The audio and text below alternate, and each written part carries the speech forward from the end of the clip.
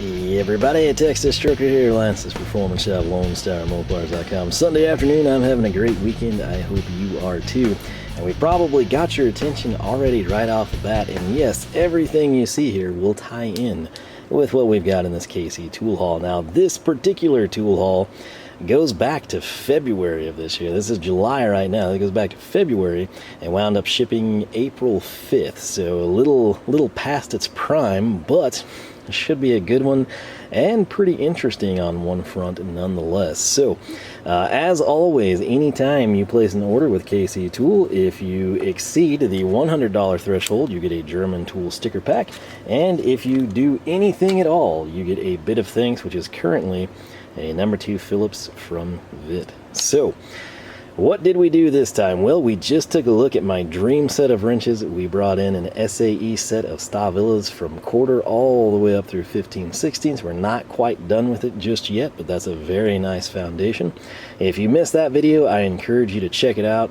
It was a little long, I would say. I didn't intend for it to go that long, but I was excited, and there was a lot to cover, particularly how you're kind of better off buying them individually, how we picked it, how we picked the sizes, all that stuff. So if you missed it, strongly encourage you to go back and check that one out. But what we have here is pretty solid as well, I must say. Now we're gonna get started with kind of the downer, and it's this little guy right here, and you think like, oh, looks to be a Stahlwille wrench. How's that possibly a downer?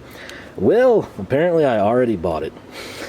And that's why it's a downer, because I don't know why on earth I would ever need 2 6mm. I'm sure if I were to unload this, I would find out very quickly why I would need 2. But that is just a 13 series 6mm combination wrench. I truly thought that I didn't have it yet, and I guess it's one of those things that I had on my wish list and I threw on probably to get like free shipping or something when it was in stock. But this little guy right here, fits in the palm of your hand, is in fact their 6mm combination wrench. It's a legit little wrench. I think I bought it for a reason. I think there was something I was having to do that was 6mm, but I didn't remember having. It's probably a deal where I had to use something that I felt was inferior, probably like a socket or something with poor access, and then I ordered the wrench and forgot that I had ordered it, and here it is again. So I'll have everything linked down below. I also use timestamps. You can skip around, you can spoil the video if you'd like to. I typically do a thumbnail with most everything in it. Sometimes I hide things. That gives you incentive to watch. I don't know if I need to blur them out or just have the box on the screen. I kind of like it to be transparent what we're doing, but I also like there to be suspense. Let me know your thoughts on that front. That little guy is 1334, unfortunately. The part number is ST400-80606. And like I said, it would not be a downer at all if it wasn't a duplicate. Now, if this is like a second 10, 13, 17, 19, 19 in particular, that'd be fine. I would use that. But this, I don't know what I'm going to do with it. So maybe it'll become a drawer pull on a toolbox. Who knows? We'll figure something out, because it's probably better just to keep it than to return it. Now, sticking with the Stahlwille wrench theme, are you tired of Stahlwille wrenches yet? I don't know if that's possible.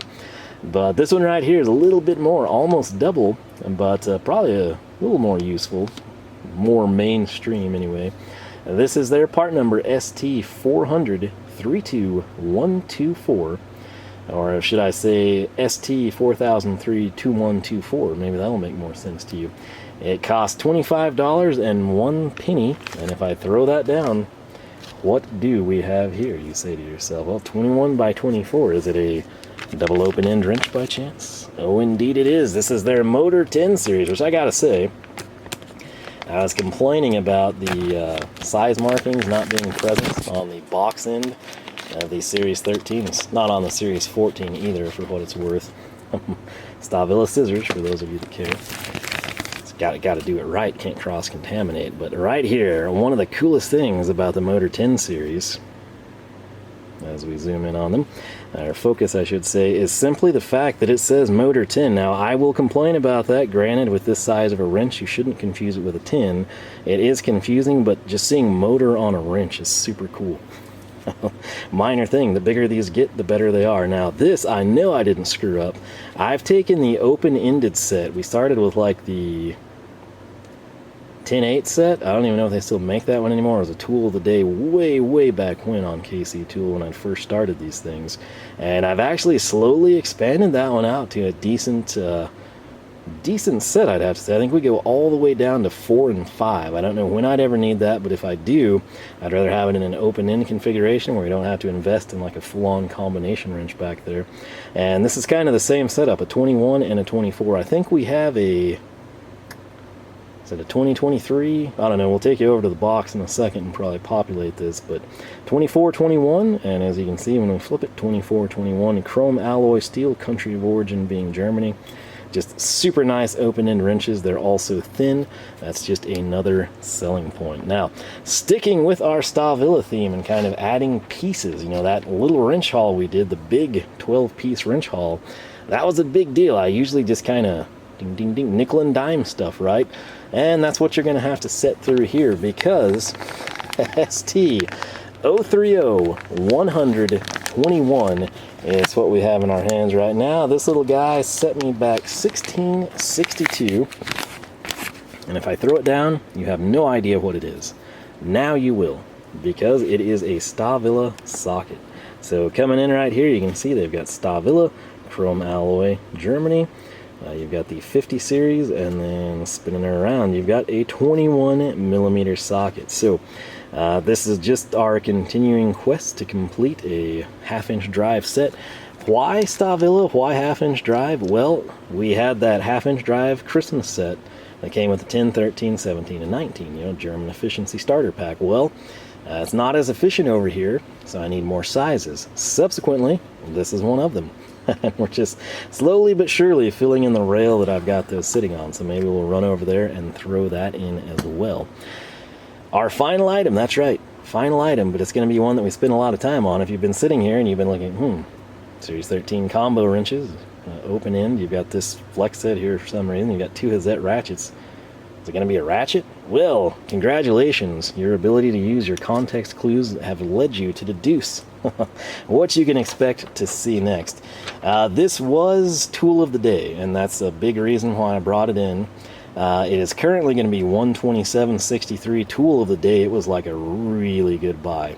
And this is something that it was important to me for reasons we're about to discuss. I'm going to go ahead and throw it down. It is Hazet 8816G. And I know, before I throw it down, some of you are like, wait, 8816, I remember you talking about that. That's the 8816 HP. And then the S has the little selector switch, right? Yeah. And so you're thinking like 8816. That's 3/8. The 916 is half-inch. So this must be a 3/8 ratchet. Cool. But what's up with the G? It's not an HP line. Nope, it is not HP. And this is one of those weird things about me, right? Like the HP is the latest and greatest, strongest ratchet in the world. It's probably my favorite half-inch ratchet I've ever used. But we have a situation. I want to showcase that this is totally taped over. It's sealed. Same thing on this side. It's totally sealed. I have wanted to use this. There was twice within the last 2 weeks, I guess, that I nearly opened this thing up because I could have used it. I wanted to see what it was like, how it performed. I held off because, again, if possible, I like these tool hauls, especially with something like brand new that we haven't seen before. I like them to be like sort of a virgin initial impression, right? I don't have like, well, I use this for 2 weeks, here's what I think of it. That's more of a review. This is a haul. This is sort of like going in blindly. And speaking of that, what is 8816G? Well, if we tap there, trying to keep this suspenseful for you. There's just something with the light today, I tell you. Let's zoom in a little, although we've already kind of blown it, dadgum. Maybe I'll edit that, maybe I won't. It's easier not to. But Hazet 8816G is what you're looking at, whether you can see it well or not. Made in Germany's next. Kind of got the old school looking handle there, don't we? It's like, you know, not what we see here. Stay with me. This is totally blowing the surprise as that thing just slipped away. But see, this is what you're accustomed to if you picked up an HP and you're like, oh, that does look a little older. It's like a previous generation or something, and that would be exactly right. But what this is a Hazet flex head. Now, it's not a locking flex head. To the best of my knowledge, they do not make one. They also don't have a flex head in the HP line. I'm not sure that they would do that if they're going for the robust nature. If they just want the 90 teeth, it very well could happen. And I will tell you, with Hazet, anytime I've gone in and like expanded my lineup or something, that's typically when they release things. So I ordered this in February, got it in April, opening it in July. I wouldn't be surprised if in October they announced the HP lineup is going to be flex head. You know, probably a locking flex head tier. You know, that's just the way things go for me. But if you're thinking like, why would you get this? You've got the 3/8 Hazet, you've got a locking flex head from Stahlwille. That this is a ratchet I bought for my birthday. I personally love it. It's actually a functional flex head that locks, unlike the Matco, which I still try to use that thing. The Koken flex heads have been phenomenal. They're not locking. This one I can tell you is a little bit more wobbly than the others. The Koken has like a little ball down there that sort of just catches and drags. It'll kind of like hold the position. It's not like going to lock it, but it'll hold it.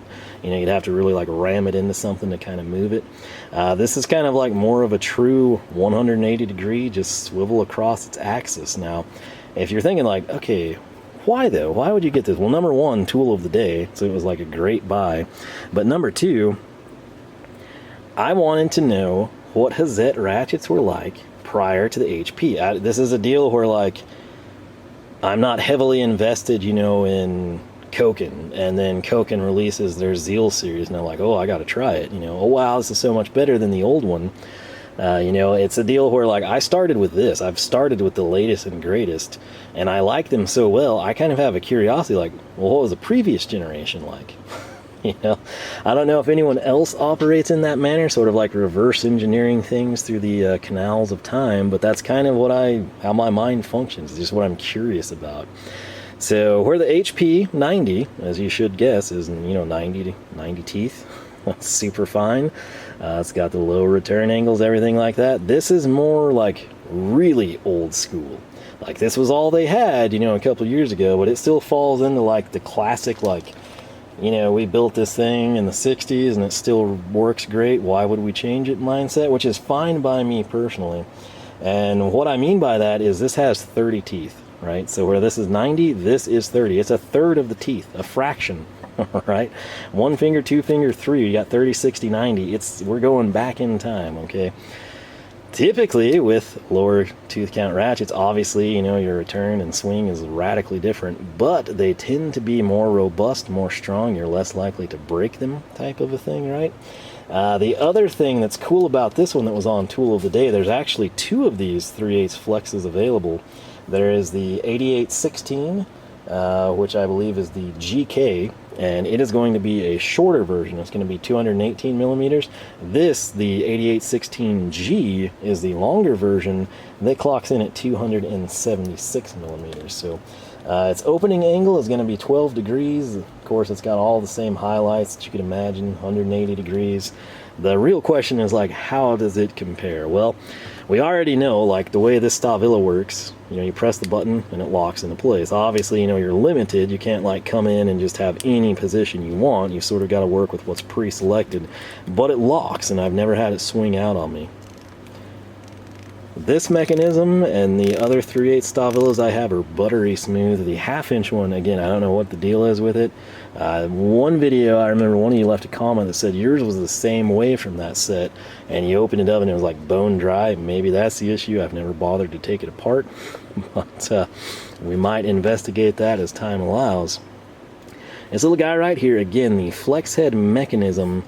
Some people will like this, some people will not. Obviously, it's not a lock, it doesn't have the friction movement, but it does glide pretty well all the way across the horizon there. So true on all the way back on itself, you're good to go. Now the 30 tooth count, are you ready? There's just something about that. I know it's not as efficient, it's not as good as what we have sitting on the table, but I don't know, I'm weird, I like old stuff. And even though this is new, still in production, it's based off the old design, and old stuff just works. That's why it's still here, right? The switch itself is a little bit more positive, I would say, than the HP line. So you're not going to like set the world on fire, but we're probably not going to break this. If I had anything to complain about, it would just be the handle. Again, I like to see sort of like a little bit more material there. It's personal preference. The ideal handle really for me, even the 8816 is a little undersized. Like the 916 is just like perfect. You know, obviously we're limited by the drive size there and it's proportional, but like that just fits me. Anything like the 8816, I kind of like a bushed out handle, you know, that's why I tend to prefer like tri-lobes and, you know, the bulb type screwdrivers. It's all personal preference, but that's how I roll.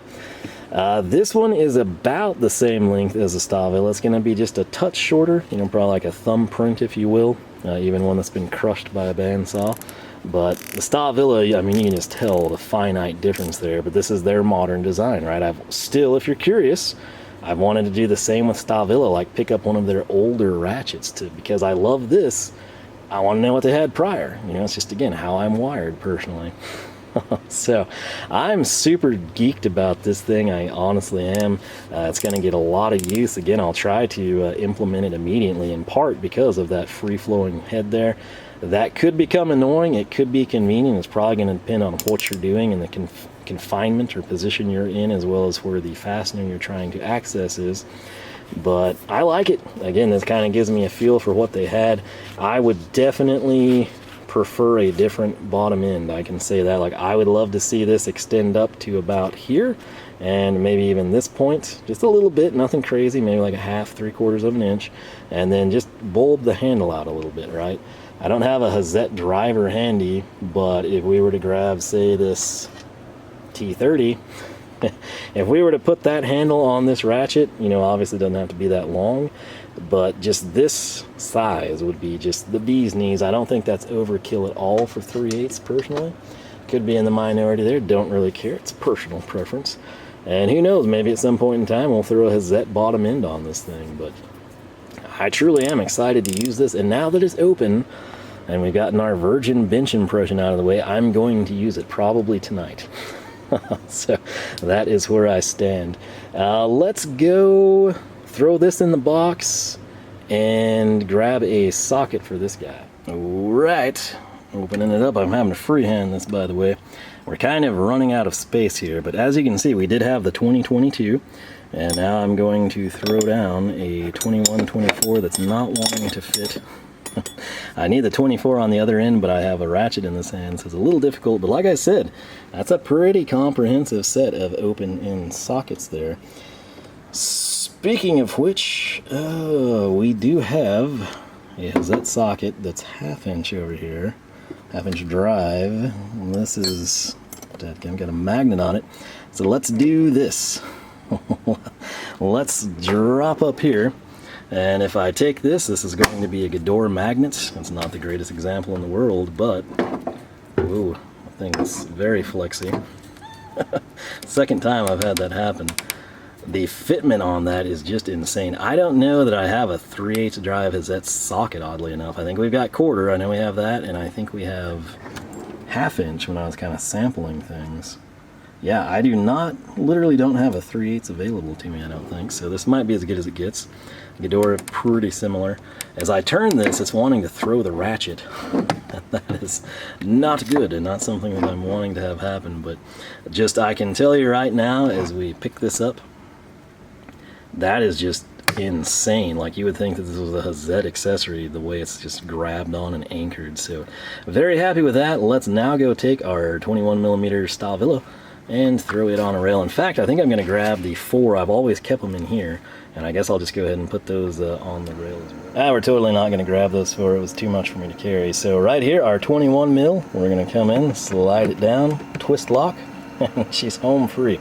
This is a mess, pay no attention to it, but this is currently where I've got the ones we're building out, and then the 4 that I'm constantly using still are in another drawer on the black box. So with that said, I think we've wrapped up what we need to do. I can't take you over here because I've got stuff we haven't showcased just yet.